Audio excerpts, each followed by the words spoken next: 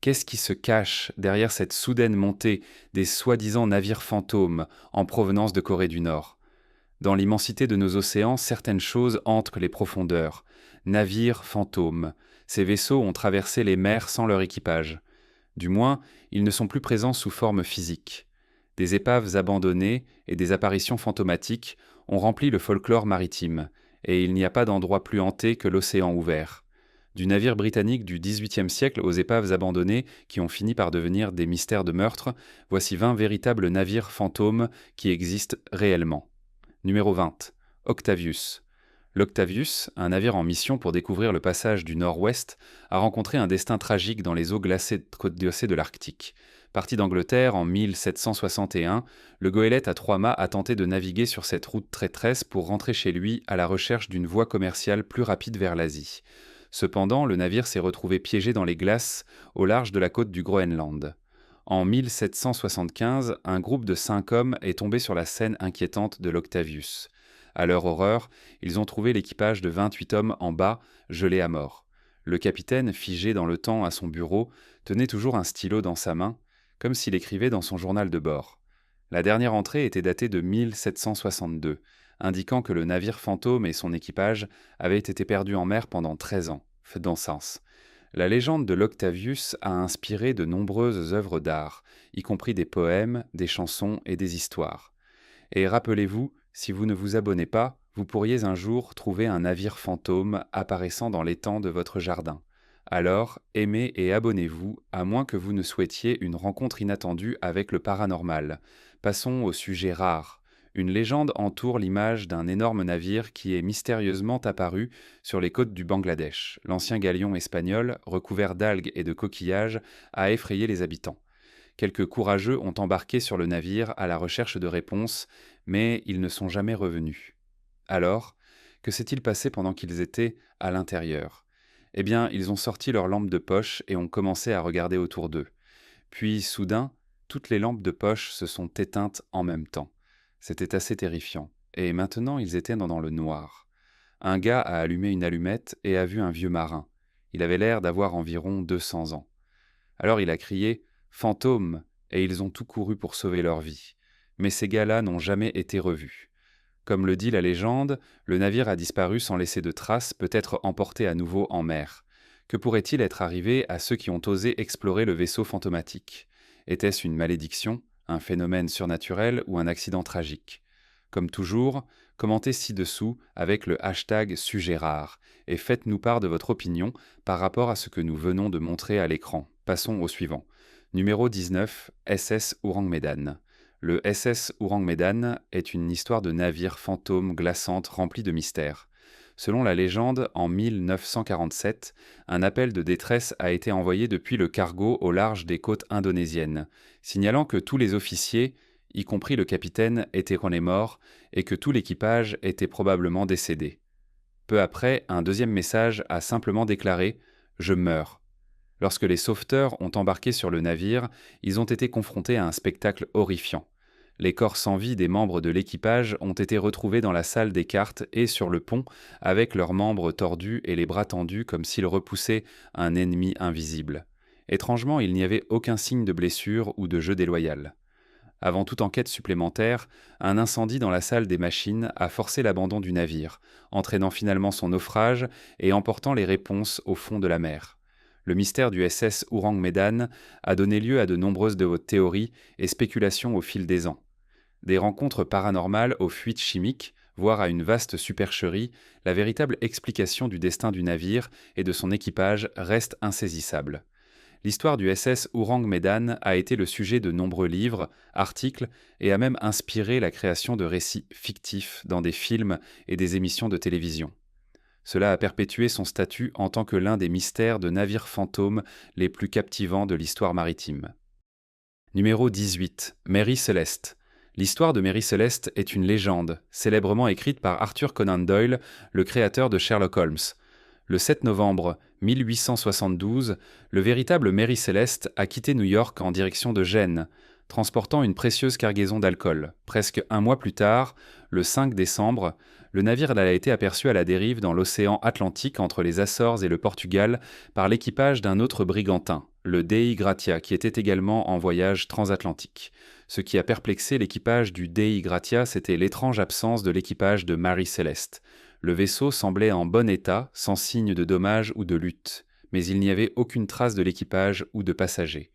Il y avait des indices dans le journal de bord du navire, jusqu'à 10 jours avant sa découverte, mais le canot de sauvetage était manquant. À ce jour, le sort de l'équipage reste inconnu. De nombreuses théories ont été proposées, y compris la piraterie, la mutinerie ou une confrontation avec un monstre marin. Cependant, aucune de ces théories n'a été étayée et les circonstances entourant l'abandon de Mary Celeste laissent les enquêteurs perplexes. Malgré des enquêtes approfondies et diverses théories, le sort de l'équipage et la raison de leur disparition restent une énigme. Numéro 17. Case 2. L'incident du catamaran. Case 2 de 2007 reste un événement étrange qui a laissé les autorités maritimes et le public perplexes. Bien qu'une enquête approfondie ait eu lieu, aucune réponse concrète n'a émergé. 3 membres d'équipage ont quitté Queensland, en Australie, pour être retrouvés manquants lorsque le yacht a été découvert à la dérive près de la Grande Barrière de Corail quelques jours plus tard. Le yacht semblait en ordre, avec de la nourriture sur la table, un ordinateur portable en marche et un moteur fonctionnant sans problème. Cependant, une voile déchirée a laissé entrevoir la possibilité d'un incident inhabituel. Les théories allaient d'un homme à la mer à un jeu déloyal, mais aucune n'a pu être confirmée.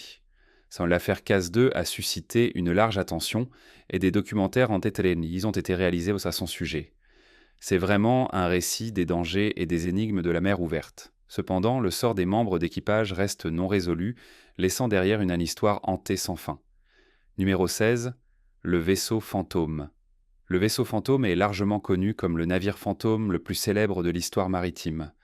La légende raconte l'histoire d'un vaisseau maudit condamné à naviguer sur les mers sans jamais trouver un port sûr. Ce conte est apparu au XVIIe siècle, se concentrant sur un navire de guerre néerlandais. Le capitaine fantomatique du navire serait inspiré par les récits de Berend Fock, un marin distingué connu pour ses voyages remarquablement rapides des Pays-Bas à Java, qui était censé être aidé par des forces surnaturelles. Les apparitions du vaisseau fantôme sont souvent associées à des intempéries, et croiser le navire fantôme est censé apporter malchance et tragédie. L'un des récits les plus célèbres d'observation du vaisseau fantôme provient du roi George V, qui prétendait l'avoir vu briller le long de la côte australienne alors que son navire naviguait dans le détroit de Bass. Au fil de l'histoire, la légende du vaisseau fantôme a passionné écrivains, artistes et cinéastes. Elle a été référencée dans la musique, y compris l'opéra de Richard Wagner, Le vaisseau fantôme, et même dans la série de films Pirates des Caraïbes. Numéro 15. Carola Deering. Le Carola Deering, un goélette à 5 mâts, a longtemps suscité l'intérêt des enquêteurs maritimes. En janvier 1921, le navire s'est échoué au large des côtes de la Caroline du Nord, entraînant une enquête approfondie impliquant 5 départements du gouvernement américain. Malgré des efforts considérables, le véritable sort de l'équipage du Carol A. Deering reste inconnu. L'équipement de navigation du navire et les canaux de sauvetage étaient manquants, ajoutant à l'étrangeté. La théorie principale évoque la mutinerie, car le Carol A. Deering a été découvert déserté lorsque les sauveteurs y ont embarqué le 4 février 1921. Fait intéressant, l'équipage avait préparé de la nourriture pour leur prochain repas avant de disparaître. Ces circonstances étranges font que certains soupçonnent eux-mêmes une intervention surnaturelle. Le Carol A. Deering est souvent appelé le navire fantôme des Outer Banks, et certains croient qu'il est semble tomber victime du triangle des Bermudes, une zone notoire pour ses disparitions mystérieuses. Malgré le passage du temps, le mystère entourant le Carol A. Deering n'a pas encore été résolu. Cependant, la fascination durable pour ce navire fantôme énigmatique continue même à l'ère d'Internet. Numéro 14. Navire fantôme nord-coréen.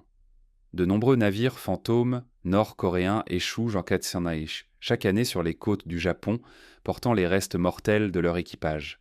Ces vaisseaux inquiétants seraient le résultat de pêcheurs nord-coréens se perdant en mer et succombant à des conditions météorologiques difficiles, à l'exposition ou à la famine.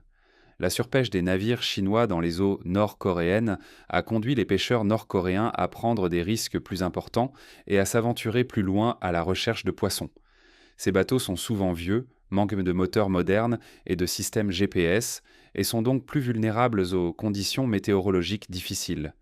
Bien que certains experts soutiennent que ces navires fantômes ne sont pas des tentatives de défection, car la Corée du Sud serait une destination plus probable en raison de ses liens culturels et linguistiques plus étroits, quelques défections isolées vers le Japon ont eu lieu.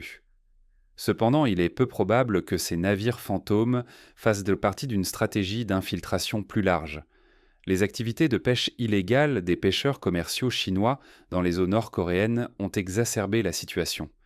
La flotte de pêche au calmar chinoise, composée de jusqu'à 800 navires, a causé un déclin significatif des stocks de calmars, obligeant les pêcheurs nord-coréens à prendre des risques. Lorsque ces navires fantômes et les corps des membres d'équipage sont retrouvés au Japon, les corps sont incinérés et leurs cendres sont conservées dans un complexe bouddhiste. Les bateaux eux-mêmes sont finalement démontés et incinérés.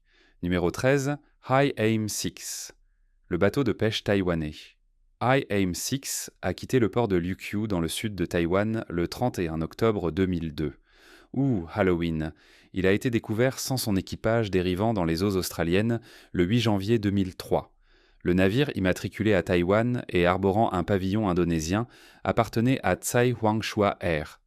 La dernière communication entre Tsai Huangshua Air et le capitaine du navire, Chen Tai-cheng, a eu lieu en décembre 2002. Bien qu'un membre de l'équipage indonésien ait avoué le meurtre du capitaine et de l'ingénieur, les événements exacts et les motifs derrière la mutinerie restent flous. L'équipage du navire était porté disparu lorsqu'il a été trouvé dérivant à environ 148,16 km à l'est des Raoul Shoals, dans la zone économique exclusive australienne. Malgré les effets personnels de l'équipage toujours à bord et l'absence de signes de détresse ou de lutte, ils n'ont jamais été retrouvés. Le navire avait suffisamment de carburant et de provisions et était équipé pour la pêche à la palangre. Le moteur tournait lorsque le navire a été aperçu pour la première fois, mais il était à l'arrêt et le gouvernail était bloqué à l'embarquement. Une recherche extensive couvrant 13,5 km a été menée, mais aucune trace de l'équipage n'a jamais été trouvée. La police taïwanaise a considéré l'incident comme une probable mutinerie sur la base des enregistrements d'appels téléphoniques du téléphone portable de l'ingénieur du bateau après la découverte du navire. Le navire a finalement été déclaré abandonné et remis à l'autorité de gestion des pêches australienne. Après avoir été échoué à Broome pendant environ 1 an, le navire a été démantelé et transféré dans une décharge locale. La mystérieuse disparition de l'équipage du High Aim 6 est similaire à d'autres cas impliquant des bateaux de pêche taïwanais, comme le Haerisheng 6, où des membres d'équipage ont avoué le meurtre du capitaine et de l'ingénieur. Numéro 12. HMS Resolute. En 1854, le croiseur de la Royal Navy britannique HMS Resolute a été découvert abandonné et dérivant au large de la côte de l'île de Baffins, dans l'Arctique canadien. Le navire avait été dépêché pour localiser l'expédition perdue de Sir John Franklin, qui cherchait le passage du Nord-Ouest. Cependant, le navire a rencontré le même sort que l'expédition de Franklin, se retrouvant piégé dans une banquise et finalement abandonné par l'équipage, qui n'a jamais été revu. La découverte du navire Erie en 1855 était une vue glaçante. Les quartiers du capitaine étaient allés rester intacts, avec une théière, une bible et des verres d'alcool encore sur le bureau. Un drapeau britannique était drapé sur la chaise du capitaine Kellett, qui était le commandant du navire. En fin de compte, le HMS Resolute a été récupéré et désarmé en 1879, mais ses bois ont été utilisés pour construire le bureau Resolute, qui a été utilisé par presque tous les présidents américains dans le bureau ovale depuis le XIXe siècle. Le bureau Resolute, fabriqué à partir du bois du HMS Resolute, est devenu un meuble emblématique de la Maison-Blanche, symbolisant l'amitié durable et la collaboration entre les États-Unis et le Royaume-Uni. Le bureau a été témoin de nombreux moments historiques et est un symbole de l'autorité présidentielle et de la diplomatie, bien qu'il ait un passé maritime fantomatique. Numéro 11. Le SS Valencia. Le SS Valencia, un paquebot, a rencontré une fin tragique au large de la côte de Vancouver, en Colombie-Britannique, en 1906 en raison de conditions météorologiques sévères près du cap Mendocino. Malgré les tentatives pour sauver les passagers et l'équipage, seulement 37 des 108 personnes à bord ont survécu, l'un des canaux de sauvetage ayant mystérieusement disparu.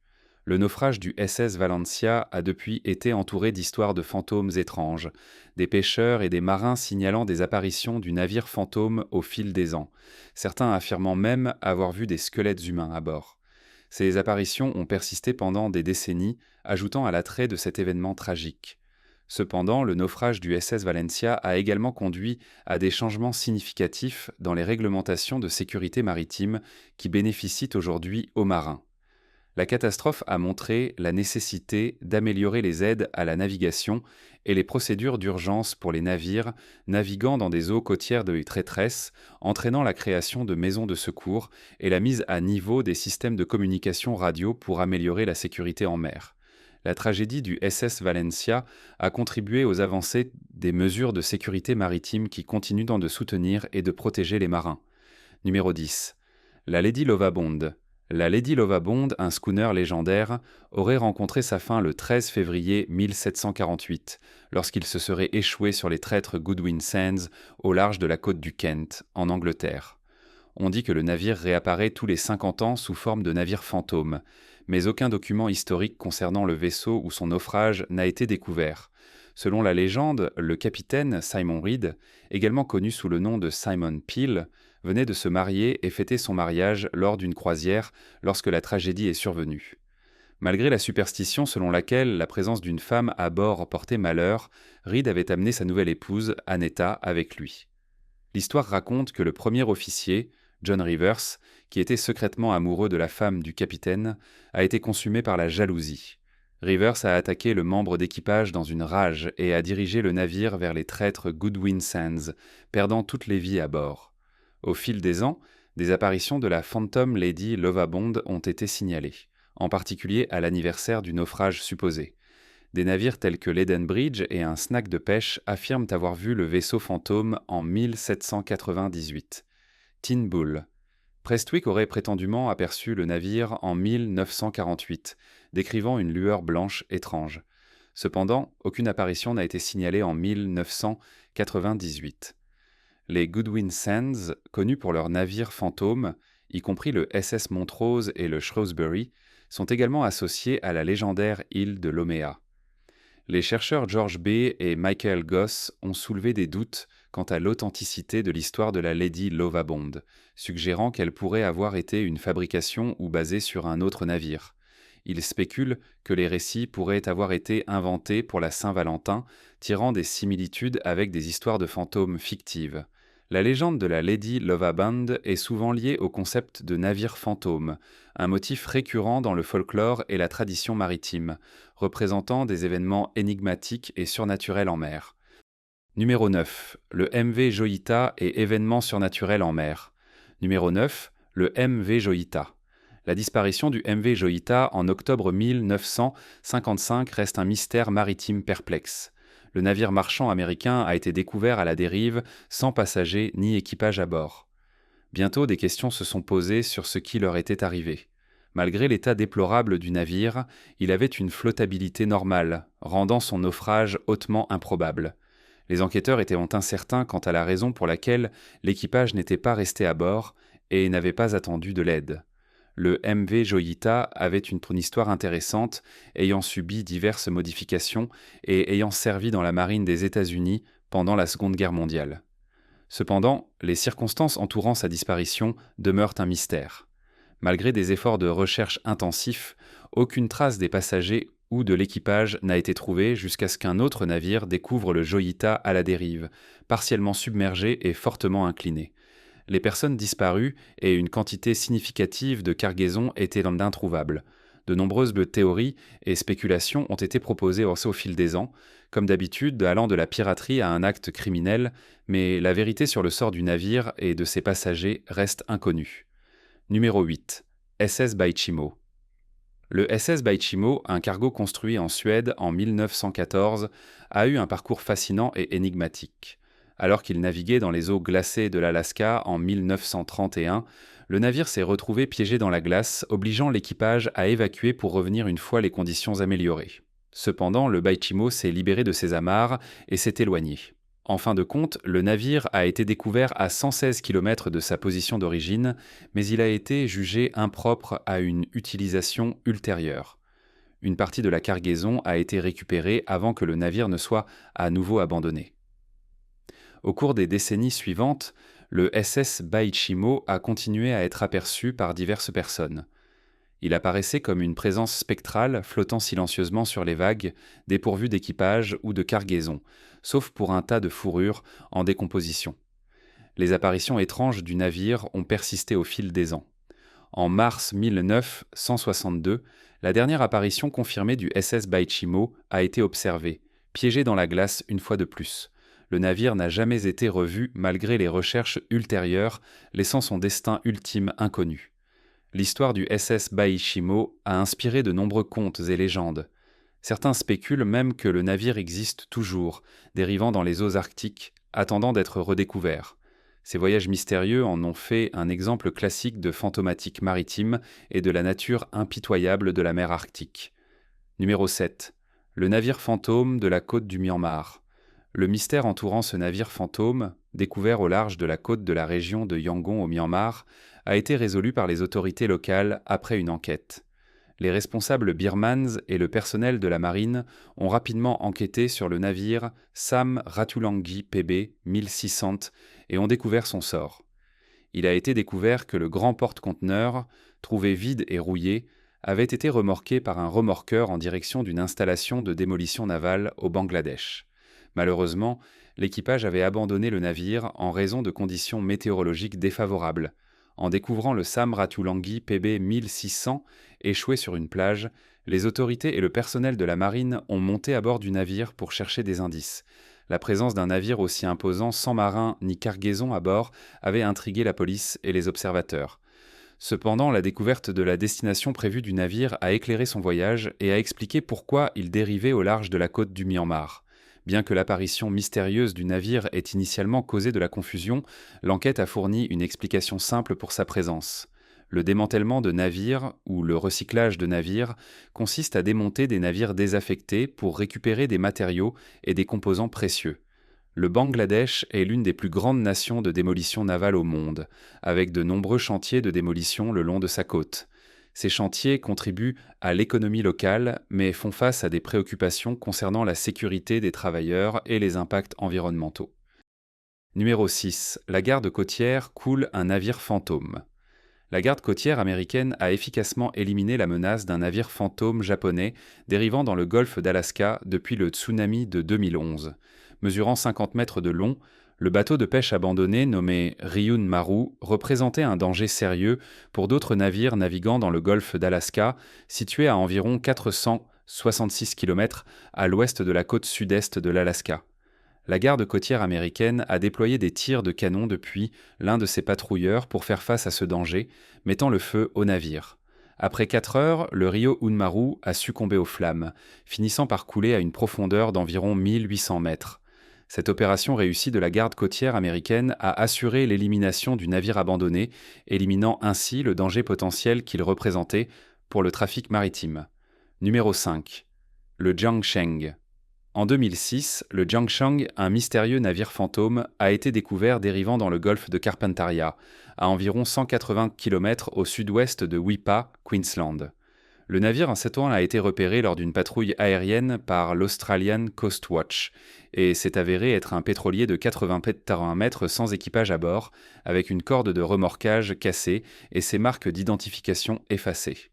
Malgré l'analyse par l'Australian Customs Service de photographie du navire qui a déterminé que son nom était le Jianseng, le nom avait été recouvert de peinture. Le navire ne montrait aucun signe d'activité humaine récente ou d'activités illégales telles que le braconnage ou la traite des êtres humains. Au lieu de cela, une grande quantité de riz a été trouvée à bord, suggérant que le navire avait peut-être été utilisé pour approvisionner des bateaux de pêche en nourriture et en carburant. Après avoir surveillé le Jiangsheng pendant plusieurs jours, il a été remorqué vers Weipa pour enlever l'eau huileuse qui posait un danger environnemental. Aucun propriétaire de navire n'a pu être identifié, il a donc été coulé en eau profonde le 21 avril 2006. La découverte du Jiangsheng a soulevé des questions politiques concernant la sécurité des frontières et l'efficacité des douanes australiennes. Bien que le ministre de la Justice et des Douanes, Chris Ellison, ait loué la réponse et la détection du navire, le sénateur Joseph William Ludwig a remis en question comment un pétrolier aussi grand avait pu passer inaperçu pendant une période potentiellement longue dans une zone ciblée pour des activités de pêche illégale et de contrebande. Le golfe de Carpentaria, où le ginseng a été trouvé, est connu pour sa biodiversité marine et abrite diverses espèces de poissons, crustacés et mammifères marins. La région soutient d'importantes activités de pêche commerciale et récréative, ce qui en fait une partie vitale de l'écosystème côtier australien. Numéro 4. Le Zebrina. Le Zebrina, une barge à voile à hunier, a été construite en 1873 à Whitstable pour le commerce sur le fleuve Platte en Amérique du Sud. En octobre 1917, le navire a été découvert échoué sur la côte de France avec son équipage disparu. Le capitaine Marty a conduit le Zebrina depuis Falmouth avec un équipage de 5 personnes et une cargaison de charbon de Swansea à destination de Sainte-Bru, en France. Seulement 2 jours plus tard, le navire a été retrouvé échoué sur Roselle Point, au sud de Cherbourg. Bien qu'il soit échoué, le Zebrina ne montrait aucun dommage significatif, sauf pour quelques désordres dans le gréement. Cependant, l'équipage était introuvable. À ce jour, la disparition de l'équipage reste un mystère et aucune explication n'a été trouvée. On ne sait pas ce qui a conduit à leur absence et pourquoi le navire s'est retrouvé échoué sur la côte française. Le sort du Zebrina et de son équipage continue de fasciner les historiens maritimes et les passionnés. Whitstable, où le Zebrina a été construit, a une longue histoire maritime avec une industrie de construction navale renommée. Les célèbres barges à voile, essentielles pour le transport de marchandises le long des rivières et des côtes d'Angleterre, étaient particulièrement remarquables.